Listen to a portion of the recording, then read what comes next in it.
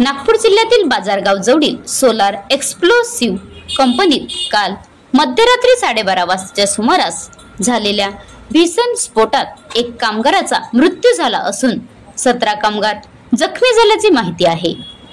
स्फोटातील सर्व जखमींना नागपूरच्या विविध खासगी रुग्णालयात तातडीने दाखल करण्यात आले असून 4 जखमींची प्रकृती चिंताजनक असल्याची माहिती आहे।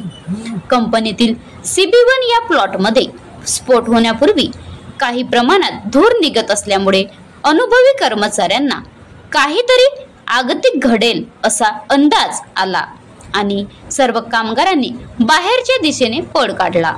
मात्र संबंधित प्लॉटमधील मयूर गणवीर हा वेळेत बाहेर पडू शकला नाही। तेवढ्यात तिथे जोरदार स्फोट झाला। स्फोटाची तीव्रता एवढी भीषण होती की प्लॉटच्या इमारतीचे तुकडे अनेक मीटर लांबपर्यंत उडाले आणि त्या मलब्याच्या आघाताने अनेक कामगार जखमी झाले।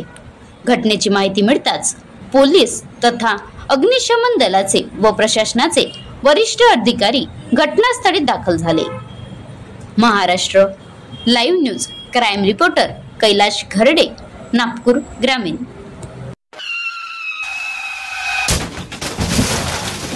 आता गाडीवर मोबाईल नंबर नाही तर इमर्जन्सी QR कोड लावा, जे तुम्हाला अडचणीच्या वेळी मदत करेल।